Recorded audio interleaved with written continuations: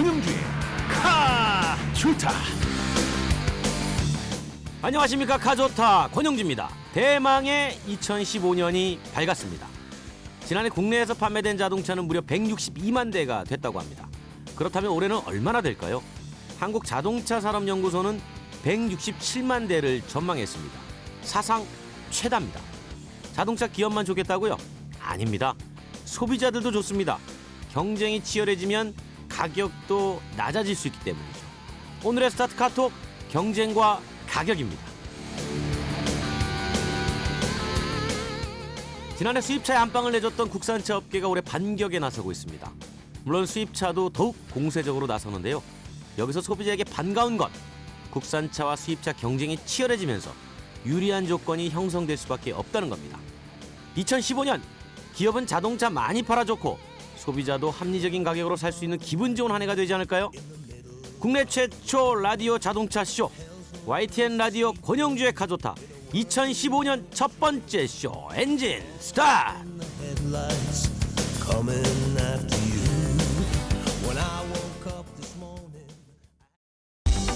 국내 최초 라디오 자동차 쇼 권영주의 카좋다 배럴 앤 디퍼런트 르노 삼성 자동차와 함께합니다.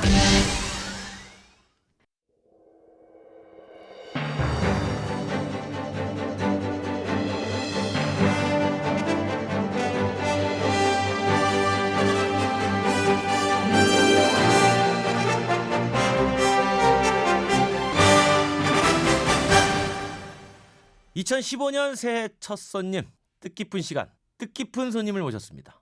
한국 자동차 산업의 미래를 말한다. 주제가 상당히 의미가 있죠.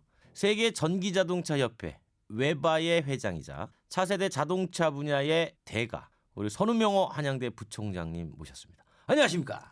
안녕하십니까?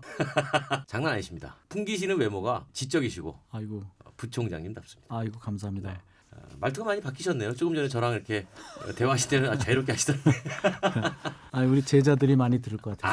아, 제자들이 워낙 많으시니까. 네. 지금 저 자동차 쪽 업계의 각 회사 연구소에 수많은 제자들이 포진해 있죠. 네, 그렇다고 말씀드릴 수 있습니다. 부럽습니다. 취재하는 제 입장에서 다 정보원들인데. 아, 그렇군요. 네. 자, 새해가 밝았습니다. 2015년에 올해 어떤 계획 일단 있으십니까? 우선 5월 3일부터 6일까지 네. 세계 전기자동차협회에서 주관하는 세계 28차 네. 세계 전기자동차 학술대회가 킨텍스에서 있습니다. 음. 여기에는 그 전 세계 전기자동차 관련 전문가 네. 그리고 사업가 또 연구소에서 많은 분들이 참석할 것 같고요. 음. 세계 전기자동차 협회는 전 세계 27개국이 네네. 참여하고 있고요. 자동차 회사들 BMW라든가 네네. 르노, 현대, 기아 굉장히 많이 참석하고요. 네네. 특이한 것은 이제 LG에서도 이번에 LG 화학 쪽에서 LG 전자, LG 화학, 어. 뭐 모비스, 만도 부품 회사들도 이제 많이 참여하는군요. 들어옵니다. 네. 구체적으로 어떤 협회입니까? 그러니까 전기차 하는 관련 업체들 다 모여서 표준화 만들자 뭐 이런 겁니까? 아닙니다. 요거 회원이 될 수 있는 건 나라고요. 네네. 그래서 유럽이 제일 큽니다. 17개국이 회원국으로 네. 되어 있고요. 그다음에 북미 쪽에 북미를 쪽에 대표하는 이제 대표 협회가 있는데 거기는 이제 3개국 3개국 그리고 아시아 태평양 지역에 6개국. 네. 그중에 제가 이제 아시아 태평양 지역 전기자동차 협회 회장 겸 지금 세계 자동차 협회 회장이 되어 있습니다. 네. 다 섭렵하신 거 아니에요? 아닙니다. 뭐 그런 건 아닙니다. 네. 그러면 이제 세계 전기자동차 협회 기본적으로 이제 미래가 전기차로 바뀐다는 전제 하에 네. 앞으로 어떻게 미래를 바꿔갈 것인가를 국가별로 모여서 머리 맞대는 그런 모임이라고 보면 되겠군요. 뭐 그렇게 말씀하시면 뭐 정확할 것 같습니다. 네. 교수님께서 한국에 오신 지가 꽤 오래되셨어요. 이제 21년 됐습니다. 21년. 네. 1992년에 거의 3년에 왔습니다. 93년에. 네. 그전에는 뭐 자동차 연구원도 하셨죠. 맞습니다. 제가 이제 GM 연구소에서 한 10년 일을 했고요. 네. 그 전에는 또 전자회사에서 1년 반 정도 캘리포니아에서 일을 했습니다. 어. 그 전에는 또 이제 공부는 텍사스에서 했고요. 귀국하셔가지고 이제 한양대에다가 자동차과를 또 직접 만드시고. 맞습니다. 예, 지금 뭐 자동차 후학 양성에 정말 어마어마한 역할을 하고 계신데 제가 이렇게 물어봤어요. 주변에 연구원들 물어보면 선생님이 누구시니? 그러면 이제 대부분 선우명호 교수님 이름이 가장 많이 나와. 아, 그렇습니다. 이제 20년 넘게 한국 자동차 발전을 같이 뭐 이끌어 오셨다고 해도 과언이 아닐 텐데 그렇다면 이제 1993년에 귀국하셔서 지금까지 그때 봤던 한국 자동차 산업하고 네. 발전하는 과정을 지켜보신 지금하고 네. 차이가 극명하죠. 정말 격세지감입니다. 격세지감. 네. 네. 우선 그 제가 GM에서 일을 하러 갔을 때만 하더라도 네. 80년대 초반이니까요. 네. 그때 제가 알기로 아마 83년이 현대자동차가 아마 15만 대였을 겁니다. 네. 그때 GM 같은 경우는 뭐 월드와이드로 거의 한 650만 대 할 때니까요. 그러니까 뭐 말이 안 되는 거죠. 그렇죠. 그 다음에 이제 90년대를 보면 우리나라에서 생산되는 자동차 대수가 그때 한 230만 대. 네. 그리고 지금은 국내 생산 자동차 대수가 이제 450만 대니까 그죠, 2배 450만 정도 대, 됐죠. 예. 네. 세계적으로 볼 때도 세계 자동차 시장의 규모가 93년에는 한 4,700만 대 정도 되거든요. 근데 이제 작년 같은 경우 2013년이 지금 거의 뭐 한 8,500만 대니까 거의 2배 가까이 뛰었고요. 그렇죠. 또 한국은 사실 제가 왔을 때만 하더라도 자동차 등록 대수가 아마 400에서 450만 대 정도인데 아마 지금은 거의 등록 대수는 2천만 대가 2천만 대. 2천만 넘었고요. 네. 또 운전면허 소지자도 한 500만, 400만인데 지금은 뭐 2,800만 이상이 됐다 그러더라고요. 인구의 절반 이상이. 그렇습니다. 네. 어마어마한 거죠. 아시다시피 현대기아가 올해 800만 대 하니까 그렇죠. 뭐 이거는 뭐 전 세계 자동차 그 생산국 또는 세계적인 자동차 회사에서 볼 때도 정말 경이롭고 사실은 굉장히 두려워하는 그런 상황이 됐습니다. 아, 그렇게 만드신 거 아니에요? 사실은 산업에서 가장 중요한 것은 우수 인력입니다. 그래서 이제는 전 세계가 누가 더 우수한 인력을 많이 확보하느냐가 이제 싸움이 됩니다.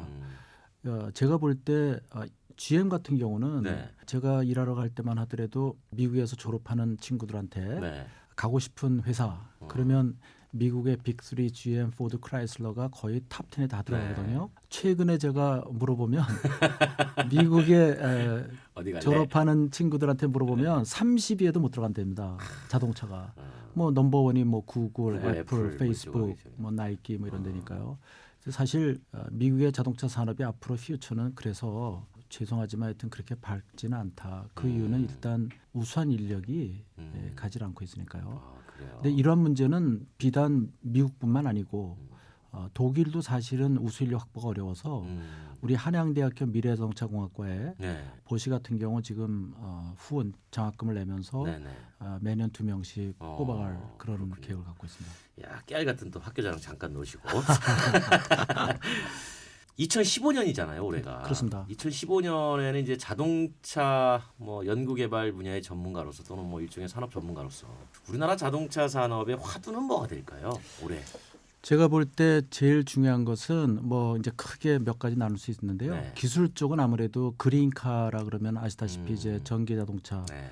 또는 또는 하이브리드 네. 조금 뒤쳐졌다고 생각할 수 있는 디젤 중에서 클린 디젤 네. 이런 쪽이 이제 중요하고요. 음. 또 한 축은 이제 그 스마트 카라 그래서 네네. 지금 전 세계 자동차 회사들이 그 모든 연구 역량을 집중하고 있는 이제 자율주행 자동차 쪽. 그 두 축이 제일 중요하고요. 네. 그 다음에 이제 제가 볼 때는 네네. 우리나라 자동차 산업에서 가장 중요한 화두 중에 하나가 제가 볼 때는 이제 노사 문제도 이제 사실 큰 이슈입니다. 생산 비용 상승. 그렇습니다. 아무래도 가격 경쟁력하고 연계를 시켜야 되니까. 그렇습니다. 네. 자, 여러분들은 지금 YTN 라디오 권영주의 카조타 신년 특집 한국 자동차 산업의 미래를 말한다에 대해서 세계 자동차 전기자동차 협회 웨바의 회장이신 선우명의 한양대 부총장님과 함께하고 있습니다. 자동차 어떻게 인연 맺으셨어요? 네, 저는 사실 지금으로부터 약 35년 전에 이제 유학을 갔는데요. 35년 전에. 네, 그때는 뭐 총각이었으니까 이제 기숙사에 살게 되죠. 네. 기숙사에 살게 되면 이제 차가 있어야지 움직이니까. 아, 그래요? 제가 맨 처음에 만난 차가 1970년 포드에서 만든 LTD라는 자동차였습니다. LTD. 네. 근데 그 차가 이제 8기통 5.7리터, 아이고. 뭐 400마력쯤 되죠. 네. 그 차를 제가 10년쯤 된 거기 때문에 250불 250불. 주고 차를 사게 되는 네. 그런 이제 계기가 돼서 굉장히 차에 대해서 이제 관심을 갖게 됐습니다. 그리고 학사 석사는 전기 전자 쪽을 공부했는데 저는 정말 차를 좀 새 차를 사고 싶어서 제가 굉장히 어렸을 때 타고 싶었던 자동차가 이제 쉐비 콜벳이라는. 콜벳. 네. 그래서 그걸 좀 한번 사고 싶은데 그때 이제 미국의 전자회사에 가면 그 당시 봉급이 아마 한국의 같은 급의 회사에 한 5배 이상 받았을 것 같아요. 그래서 저는 총각이니까 일을 하면 좀 콜벳을 타지 않을까라는 생각으로 제가 캘리포니아의 그 웨스트 LA 산타모니카 비치 쪽에 가서 일을 하게 됩니다.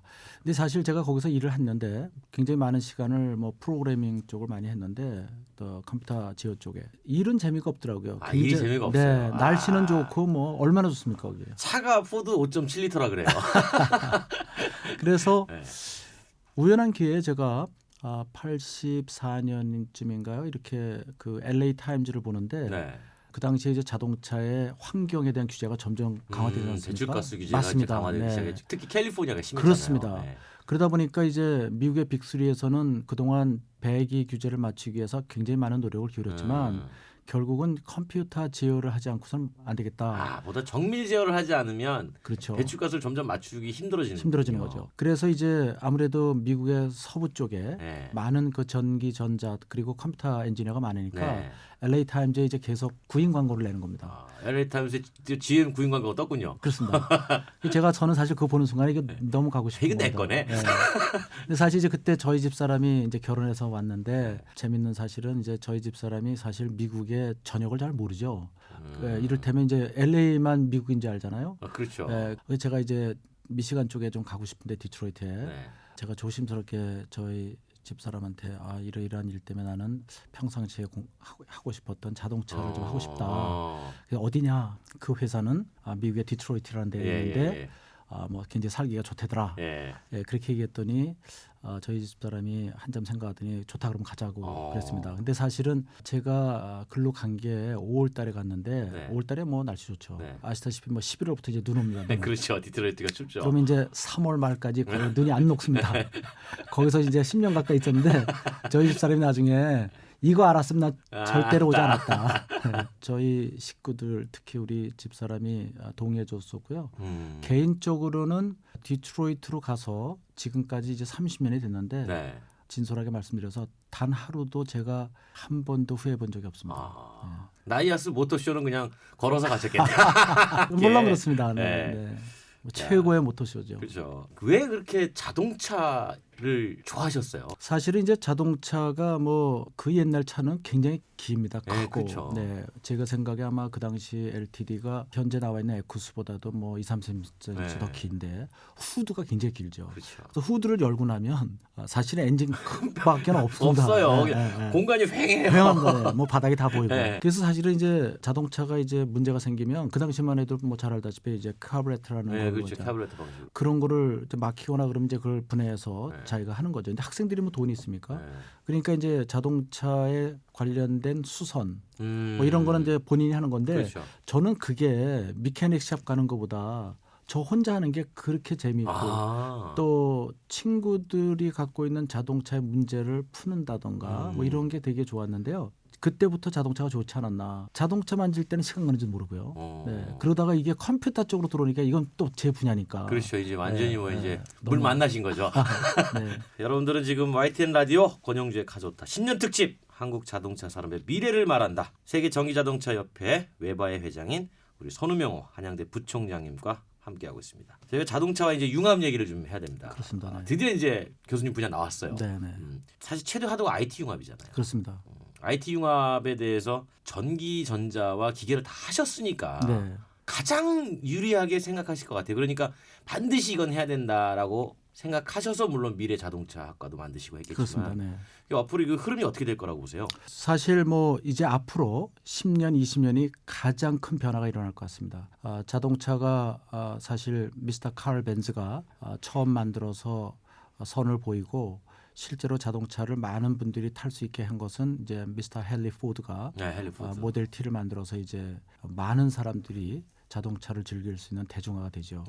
그리고 그러한 자동차 형태는 지난 한 6, 70년, 뭐 80년이 지속됐는데 앞으로 20년은 제가 볼 때 모양은 비슷할지 모르지만 그 안에 들어가 있는 주요 핵심 부품이나 기술은 전혀 다른 형태가 될 것 같습니다. 아. 예를 들어서 이제는 뭐 자동차에 그러면 핵심 기술이 뭐냐고 예. 물어보면 기계라고 말하기는 좀 어려워졌고요. 그렇죠. 전기전자, 통신, 더 중요한 것은 소프트웨어입니다. 이제는 소프트웨어도 우리가 제품으로 인식을 해야 되고요. 네. 우리 한양대학교 같은 경우도 이 프로그램을 만들 때 네. 기존에 있는 기계과 또는 기존에 있는 전자과는 다르게 네. 실제로 자동차에서 쓰이는 그 과목들은 사실 다는 아닙니다. 왜 그러냐면 기계과나 전자과에서 신입생들을 가르칠 때는 네네.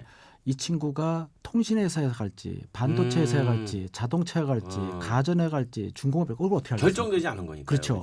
네. 그러니까 기계만 하더라도 5대 역학이라 해서 뭐 연력학, 유체역학, 뭐 동력학 이런 걸 다 그런 가르치지 거죠. 않습니까? 전자과는 또 뭘 가르치냐면 통신, 반도체 설계부터 시작해서 애널로그 뭐 그렇죠. 이제. 다 가르치면 회로까지. 근데 실제로 자동차에서 쓰이는 과목은 일부분이거든요. 그래서 전기전자 중에서도 꼭 자동차에 필요한 과목, 기계에서도 꼭 필요한 과목들을 모아서 일단 저희가 교과목을 100이라고 치면 40은 전기전자, 40은 기계, 20은 이제 기초 과학이 되겠고요. 아직까지 월드와이드로 네. 전 세계적으로 한양대학교 미래자동차과 같은 이런 교과 프로그램은 거의 없는 거로 저희가 합니다. 그래서 저희들이 만약에 이게 잘 되면 네. 세계 최초가 될 수 있고요. 이 프로그램을 통해서 배우게 되는 새로 나오는 엔지니어는 저는 글로벌 리더가 될 수 있다고 자신하는 거죠. 지금 한양대학교 선우명호 부총장님과 얘기를 함께 하고 있는데요. 가장 많이 들으실 질문일 것 같아요. 자동차 미래는 스마트폰이냐 자동차냐. 네. 글쎄 이제 스마트폰하고 자동차라고 얘기할 수는 없고요. 네. 제가 볼 때 이제 스마트폰이라는 자체가 사실 저희들한테 굉장히 많은 인사이트를 주게 됩니다. 똑같은 전화기인데 네. 그 안에 들어가 있는 소프트웨어에 따라서 기능이 많은 차이를 내고 있죠. 성능도 그렇죠. 그렇고. 그래서 자동차도 똑같은 모양이지만 앞으로 거기 들어가는 전자 IT 기술 때문에 네. 아마 그것이 싸움이 되지 않을까. 컨텐츠 싸움. 그러니까 이를테면 똑같은 전기 자동차입니다. 네. 사실 예전에는 자동차를 비교할 때 엔진이 그렇죠. 엔진 스펙 비교하고 끝났어요. 배기량이 그러고 네. 뭐 마력이 얼마냐, 네. 뭐 얼마 이런 얘기 하지 네. 않습니까? 만약에 전기차로 움직였다고 보십시오. 똑같은 배터리 용량에 누가 더 멀리 갈 수 있냐. 그렇죠. 주행거리 그렇죠? 네. 연비죠. 네. 그리고 똑같은 배터리 양으로 누가 더 공조를 잘할 수 있느냐, 냉난방. 이런 것도 이제 싸움입니다. 그렇게 되는 순간부터는 정말 기술의 싸움입니다. 누가 더 작은 에너지로 많은 파워를 낼 수 있고. 그렇죠. 그렇죠. 네. 그렇게 되면 이제 모터를 우리가 뭐 굉장히 많은 전기 모터가 들어가는데 네. 전기 모터 하나하나마다 우리가 누가 더 효율적으로 최적으로 운전할 거냐. 자동차가 움직일 때 보면 특히 제동하는 구간에는 네. 에너지를 회수해서 써야 되는데 그렇죠. 브레이크 그렇죠. 재생 에너지. 그 회수하는 회수열 효율을 누가 더 높일 거냐. 소프트웨어 기능에서 봤을 때 네. 지금 같이 우리가 얻고 있는 많은 정보를 더 많이 줘야 되거든요. 더 많이 안전하게. 안전하게. 이제 그게 싸움입니다. 그렇죠. 그렇다 보면 스마트폰에 들어가는 모든 기능도 자동차도 가져갈 것 같습니다. 플러스 추가적인 거니까 스마트폰이냐 자동차냐고 얘기하면 자동차를 하는 사람 입장에서는 조금 섭섭한 얘기고 자동차지만 정말 스마트한 자동차. 네. 모양은 비슷할지 모르지만 아마 2025년 30년에 타는 자동차는 전혀 다른 자동차가 될 것 같습니다. 그거 지금 하고 계신 거 아니에요? 그렇습니다. 자율주행 자동차. 맞습니다. 네. 한양대에 이거 엄청 앞서 있다고 막 언론에 보도도 많이 나오고. 네. 그럼 감사합니다. 어떻게 하신 거예요? 자율주행 자동차라는 개념이 가장 일반인들한테 알려진 것은 네. 2010년에 구글에서 이제 네, 자동차를 구글에 뭐 했었죠. 네, 구글 자율주행 엑스카를 자동차. 만들어서 보여주게 되죠. 이제 근데 그 구글차 같은 경우에 사실은 이제 피자 헛에서 피자를 딜리버리합니다. 샌프란시스코에서 물론 이제 정해진 데스티네이션 그러니까 종착 지점이죠. 그런데 이제 더 중요한 것은 이제 구글이라는 이런 인터넷 포털 업체가 네. 이런 자율주행에 관련된 기술을 하고 있다는 게 사실은 많은 사람들한테 엄청난 진짜 놀랄 기분이 놀라 있겠죠. 그렇죠. 네. 그래서 많은 질문을 제가 받은 것 중에 하나는 그럼 구글보다 자동차 회사들이 더 잘하냐? 자동차 회사들이 구글 회사만큼 잘할 수 있냐? 뭐 이런 얘기를 질문을 받죠. GM과 특히 벤츠 같은 경우는 굉장히 오랫동안 자율주행에 관련된 기술을 개발했습니다. 근데 그분들은 사실 이게 이제 어프로치 차이인데 구글 같은 경우는 그러한 자동차가 만들어져서 이렇게 선보일 때도 아무 생각 없이 보여줄 수 있어요. 왜냐하면 관련된 법규, 안전 뭐 이런 거를 고민하지 않죠. 왜냐하면 뭐 전혀 다른 패러다임을 시작하는 거니까. 네. 그래서 상당히 빠른 속도로 보여줬다고 생각하지만 자동차 회사들도 뭐 굉장히 오랫동안 했고 있었고 그래서 벤츠 S클래스 이번에 새로 나온 거는 부분 자율주행이 가능합니다. 그래서 하이웨이에서는 자기가 가잖아요. 맞아요. 캐딜락도 내년에 이제 나오는데 조금씩. 그럼요. 네. 그 스마트 크루즈 같은 경우에 지금 그 특히 캐딜락 같은 경우도 뭐 굉장히 잘하고 있습니다. 그런데 특히 캐딜락 같은 경우는 카네기 멜론이라는 유니버시티가 많이 도와주고 있어요. 카네기 멜론에서 네, 같이. 또 구글은 누가 옆에서 서포트하냐면 스탠포드에서 같이 하고 있습니다. 스탠포드에서. 근데 저희들도 사실은 이게 너무나 중요한 기술이기 때문에 뭐 당연히 저희들도 하고 있었죠. 그리고 제가 정부에도 계속적으로 이러한 기술 개발에 정부 예산을 써야 된다고 얘기를 했음에도 불구하고 네. 사실 그 당시에는 이제 정부에서 뭐 또 다른 중요 기술 개발 네. 한정된 예산을 해야 되니까 신경을 못 쓰는 겁니다. 그래서 그래도 이건 너무 중요하다고 당시에 그 현대 기아자동차 연구개발본부장을 하시던 이현순 부장님께한테 말씀을 하셨습니다. 그래서 제가 이거 중요한 기술인데 정부는 예산이 없다 하니 이걸 현대 기아 자동차에서라도 해서 먼저 시작을 해야 되겠다라는 얘기를 했습니다. 그때 이제 이현순 부회장님께서도 이거 정말 좋은 아이디어다. 그래서 일단 스타트를 우리 현대 기아에서 먼저 하겠다. 결국은 이제 스타트라는 게 돈을 내겠다는 거잖아요. 그렇죠. 지원을 해주겠다. 그렇습니다. 그래서 그 대회 첫 번째 할 때 이제 한 30억 가까이 들었거든요. 네. 근데 그거를 이제 현대기아자동차에서 내서 이제 시작을 하는데 저희 같은 경우는 그거보다 훨씬 전부터 저희는 시작했고 스탠포드 같은 경우는 한 2001년 시작을 했는데 저희는 그보다 한 4, 5년 후에 시작을 했죠. 네. 물론 저희들이 시작을 할 때는 선진국에서 하고 있는 기술들을 많이 이제 하게 됩니다. 그러면 이제 지금 수준에서는 그럼 누가 더 잘하냐? 뭐 스탠포드 저도 뭐 스탠포드, 카네기 멜론 뭐 그 독일의 이제 브라운슈바이크라든가 또는 뭐 칼슬루헤 이런데 뭐 쭉 잘하고 있는데 제 스스로 이 얘기는 좀 쑥스럽지만 그럼 제가 얘기해드릴게요. 한양대가 제일 잘해요. 아닙니다. 그 친구들은 굉장히 오래 했으니까요. 저희는 조금 늦게 시작했지만 저희들 타겟은 2018년 안에는 우리도 세계 탑이 돼야 되는 게 저희 생각입니다. 걱정되는 게 하나 있습니다. 사실은 이제 자율주행이라는 것은 뭐 혹시 오늘 듣고 계시는 애청자 여러분들 중에서 혹시 모르시는 분에서 잠깐 설명드리면 운전자가 운전을 하지 않고 차가 알아서 스스로 사고를 일으키지 않으면서 안전하게 승객을 목적지까지 이제 데려다 주는 겁니다. 이게 이제 궁극적인 목표입니다. 근데 이거는 많은 분들한테 혜택을 주겠지만 제일 혜택을 줄 수 있는 거는 사실은 신체적인 장애를 앓고 있는 약자들입니다. 우리가 통상 보면 교통약자라고 하죠. 맞습니다. 교통약자한테 가장 큰 혜택을 줄 수 있고요. 두 번째는 약간 연세가 되시면 연로하신 우리 어르신들한테도 좋은 수단이 될 수 있는 거죠. 그렇죠. 그래서 이러한 새로운 기술은 건장한 청년을 위한 것보다는 우선적으로 혜택을 드릴 수 있는 건 이제 이런 분들한테 드리는 겁니다. 그러니까 굉장히 중요한 기술입니다. 전 세계적으로 1년에 130만 명이 교통사고로 목숨을 잃어요. 전 세계적으로. 교통사고 때문에 사실은 5천만 명이 다칩니다. 자동차가 굉장히 좋은 수송수단임에도 불구하고 사고가 일어나면 돌아가시는 분도 계시고 다치잖아요. 그래서 저희들 같이 자동차를 연구하는 사람들의 궁극적인 목표는 앞으로 우리 자동차 사고를 획기적으로 줄이자. 근데 저희들이 조사해 보니까 그 130만 명 중에 약 90%는 운전 부주의 때문에 돌아가십니다. 그래서 운전 부주의란 뭐냐면 운전자가 잠시 주의를 기울이지 않았다거나, 그렇죠. 잠시 졸았다거나 뭐 이런 겁니다. 그렇다면 우리가 차를 좀 스마트하게 만들면 얼마나 많은 생명을 구할 수 있겠습니까? 그거를 위원회 방지를 해준다면. 그게 바로 자동차를 안전하게 하게 했다는 안전 규제입니다. 그 안전 규제를 맞추게 되면 우리가 궁극적인 목표가 2025년이 되면 획기적으로 교통사고를 줄이려고 합니다. 그게 이제 궁극적으로 자율주행 자동차가 되는 거죠.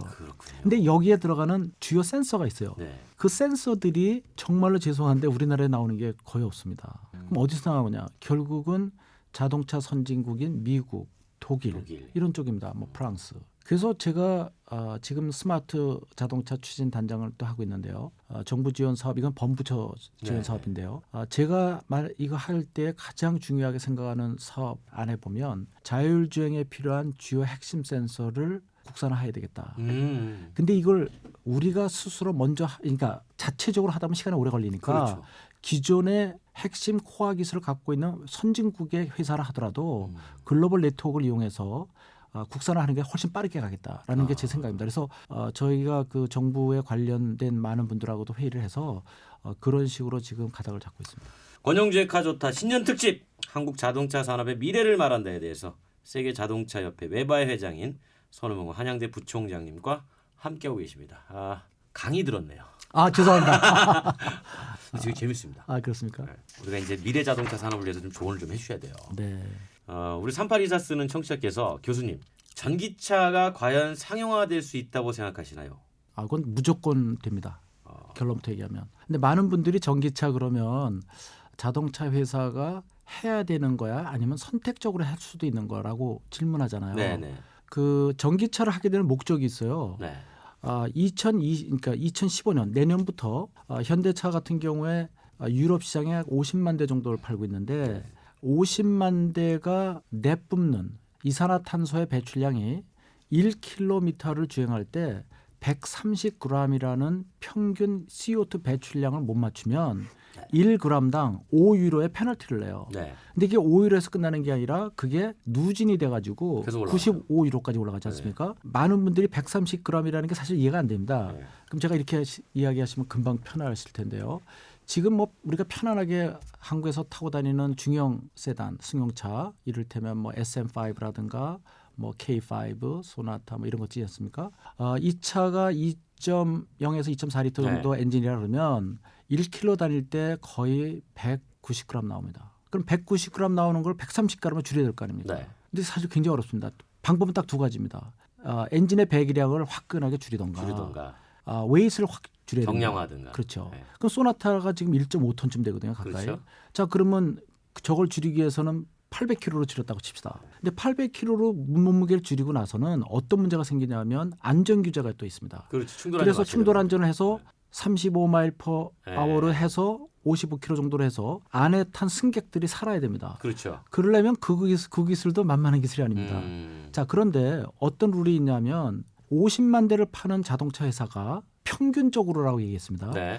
전기 자동차를 예를 들어서 5%를 포함해서 팔면 전기 자동차는 CO2 배출을 0으로 쳐줍니다. 0으로 쳐주는군요. 그러면 그 기준을 맞추기 쉽겠죠. 그래서 하는 겁니다. 그러니까 전기 자동차는 선택이 아닌 필수입니다. 그러니까 이거는 무조건 가야 되는 겁니다. 국내 같은 경우에도 전기차 많이 보급하려고 이제 정부에서 하잖아요. 맞습니다. 그런데 노르웨이랑 달리 우리나라 같은 경우는 자동차나 유류에 붙어 있는 세금이 워낙 많아서 예를 들어서 2천만 대 중에 100만 대가 전기차로 보급이 되면 전기차를 정부가 100만 대를 다 보조해 줄 것이냐, 전기를 충전해서 사용함으로써 줄어드는 유류세는 어디서 보전할 것이냐, 항상 이런 세금 문제가 부딪힌단 말이에요. 맞습니다. 네. 그 기재부도 사실 그게 제일 걱정이죠. 네. 고민이고. 네. 그래서 이걸 전기차의 보급에는 이제 특히 시장이 새로 열려야 되기 때문에 정부 보조가 거의 필수적입니다. 그런데 무작정 그러면 다 무한정 해줘야 될 거냐. 그렇죠. 왜냐하면 세금 낸 사람들은 왜 내 세금이 특정한 계층, 그렇죠. 전기차를 사람한테 써야 되느냐라고 그렇죠. 질문할 수 있죠. 네. 그렇지만은 이제 노르웨이 같은 경우는 작년 기준으로 봤을 때 신차 시장에서 네. 닛산에서 만든 리프라는 리프가 1등이죠? 전기 아닙니다. 4등입니다. 신차 마켓에서. 최근에 1등했습니다. 그렇습니까? 월 제가 지지난달에 갔다 왔거든요. 그러셨구나. 네. 월 판매량에서 월로 이제 전기차가 네. 일반 내연기관차 판매량을 넘어버렸어요. 그러니까 2013년에 평균적으로 4등했거든요. 네. 근데 그건 굉장한 겁니다. 그러니까. 그리고 제가 지금까지 닛산 리프를 말씀하셨기 때문에 네. 제가 타본 전기차 중에서는 가장 실용적이고 효율적이고 정말 소비자한테 만족을 주는 차입니다. 상품성이 좋아요. 5명이 타고 제가 바르셀로나 시내를 막 돌아다니는데 그때 비가 엄청 왔는데 네. 뭐 당연히 와이퍼도 온을 시키고 뭐 에어컨도 틀고 했는데도 불구하고 가속력이나 주행 성능이 가솔린이나 디젤차 못지 않았습니다. 네. 네. 근데 어쨌든 뭐 노르웨이는 정부가 돈이 많아가지고 맞습니다. 다 해줄 수 있지만 우리는 그렇게 여유 있는 그 재정이 아니어서 네. 이게 무한정 해줄 수 없는 거 아니냐. 그렇- 저 1530님께서 융합 이야기 듣다 보니까 우리나라 자동차 산업에도 소프트웨어 개발이 절실하다는 것을 느낍니다. 지금 우리 기술은 자동차 선진국에 비해서 어느 정도에 와 있습니까? 그냥 퍼센테이지로 딱 말씀해 주시면 이해가 편할 것 같아요. 그러면 이제 소프트웨어를 선진국을 100이라고 쳤을 때 그렇죠. 정말 요거는 죄송한 얘기지만 글쎄요 50%가 안 될 것 같습니다. 한참 멀었군요. 그래서 발전할 가능성이 있는 분야입니다. 그래서 사실은 소프트웨어에 관심 있는 친구들은 이런 쪽에 공부를 하게 되면 아마도 굉장히 만족할 수 있는 분야. 그래서 질문이 올라왔어요. 7681 쓰시는 분이 한양대 미래자동차학과 출신 학생들 취업하는 정말 잘 되겠네요. 요즘 청년 실업 문제라던데 걱정 없으시죠? 주로 자동차 회사로 가나요? 뭐 자동차도 가고요. 또 LG전자 같은 데도 물론 가고요. 근데 사실 저희는 취업이 중요한 게 아니라 워낙 달래는 데가 많아서 사실은 다 공급을 못하는 훌륭한 인재를 정말 잘 키우셨군요. 감사합니다. 네. 자, 여러분들은 지금 대한민국 자동차계의 미다스의 손 한양대학교 선은명효 부총장님과 함께 대담을 나누고 있는데 이제 마지막 정리를 좀 해야 됩니다. 네, 좋습니다. 사실 자동차 산업이 좀 길게 가잖아요. 그렇습니다. 수명이. 네. 그러니까 넓고 긴 안목으로 자동차 산업을 이끌어 가야 될 것 같긴 한데 그렇게 봤을 때 우리나라 자동차 산업 모든 종사자, 뭐 개발, 생산, 또 판매, 또 금융, 서비스, 보험, 정비 다 포함해서 네. 이렇게 가야 된다. 큰 틀에서 조언 한마디 해주시죠. 저는 사실 우리나라 자동차 산업에 대한 미래를 굉장히 밝게 보는 편입니다. 자동차 산업을 이끌어갈 우수 인재 확보가 제일 중요하다고 하지 않습니까? 네네. 근데 우리나라 같은 경우에 지금 굉장히 훌륭한 친구들이 우수한 친구들이 졸업 후에 어디 갈래 그러면 현대자동차 1순위입니다. 1순위 거의. 네. 이거 뭐 굉장히 좋은 뉴스죠. 그래서 우수한 인력이 참여한다는 것은 참여하고 싶어한다는 것은 일단 굿 뉴스입니다. 두 번째는 앞으로 IT 기술이 엄청 중요한데 그렇죠. 사실 우리 지금 IT 기술, 반도체 기술, 삼성, LG, 뭐 KT, SK 얼마나 잘하고 있습니까? 네. 이러한 것들이 굉장히 빠른 속도로 들어올 수 있을 것 같고요. 그래서 저는 얼마나 우리가들이 효율적으로 현재 기존에 있는 자동차 부품 회사 말고 추가적으로 전기전자 IT에 관련된 회사들을 빠른 속도로 모시고 또 소프트웨어 기술력이 여기에 일조하면 제가 볼 때는 뭐 전 세계적으로 봤을 때 우리나라의 자동차 산업이 결코 그렇게 만만한 국가가 아니다. 우리가 뭐 최고할 수 있다. 무시하지 마라. 우리도 할 수 있다. 이제는 우리도 큰 소리 칠 수 그렇죠. 있으니까. 네. 근데 우리 패스트 팔로우 안 한다 이제 앞으로는 퍼스트 무브 할 거다. 그렇습니다. 네. 그러면 2015년은 우리 선우명호 교수님의 한국 자동차 산업의 미래는 밝다. 앞으로도 계속 밝을 거라고 봅니다. 네. 권영주 카조타에서 마련한 신년 특집 한국 자동차 산업의 미래를 말한다. 세계 전기자동차협회 외바의 회장이자 한양대학교 부총장을 맡고 계신 선우명호 교수님과 지금까지 함께했습니다. 여러분 고맙습니다. 교수님 감사합니다. 감사합니다. 여러분께서는 지금 국내 최초 라디오 자동차 전문 방송 권영주의 카조타를 듣고 계십니다. 이 방송 다시 한번 듣고 싶은데 꼭 다시 한번 듣고 싶은데 방법이 없으시다고요? 있습니다. 권영주의 카조타 다시 듣기. 우선 YTN 라디오 홈페이지에 들어오셔서 카조타 페이지로 들어오시면 다시 듣기가 딱! 전문 보기로 들어가시면 더 놀라운 일이 펼쳐집니다. 눈앞에 카조타 방송이? 네, 그렇습니다. YTN 라디오 최초로 시도하는 보이는 라디오가 YTN 홈페이지 권영주의 카조타에서 제공됩니다. 권영주의 카조타 다시 듣기 두 번째 방법은 바로 팟캐스트인데요. 카조타로 검색을 하시고요. 세 번째, 페이스북에서 카조타로 검색하고 들어오셔서 좋아요를 꼭 누르시면 카조타 팬 자격으로 다시 듣기, 보이는 라디오, 전문 보기, 방송 현장 뒷이야기 등을 제공받으실 수 있습니다. 권영주의 카조타, 다시 보고 다시 듣는 방법. 좋다 좋아.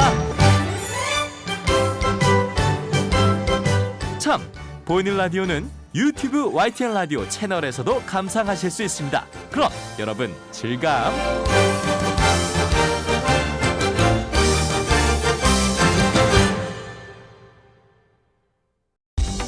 국내 최초 라디오 자동차 쇼 권영주의 카조타, 베럴 앤 디퍼런트, 르노 삼성 자동차와 함께합니다.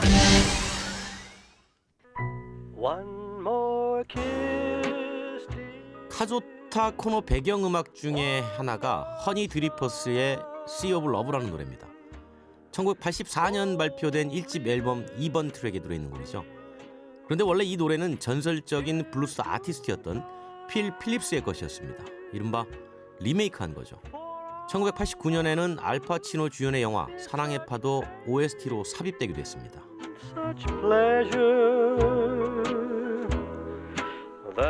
최근 이렇게 리메이크되는 음악부터 LP판이 다시 뛴다고 하죠. 자동차에도 최근 몇 년 전부터 레트로, 이른바 복고풍이 유행입니다. 내부는 최첨단 IT 기술이 나날이 발전하지만 디자인은 과거 5, 60년대 디자인을 재해석한 게 유행입니다. 그만큼 추억은 돈으로도 기술로도 살 수 없는 것이겠죠. 그래서 감히 권영주가 얘기하겠습니다. 오늘의 반전 드라이빙 뮤직, 휘성이 부릅니다. 돈 벌어야 돼.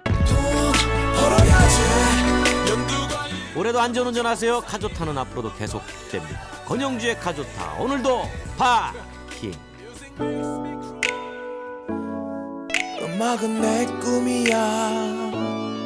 내 삶의 유일한 행복의 길이야. TV 속 저 아이들도 이런 생각을 하겠지. 어릴 적 나처럼 말이야.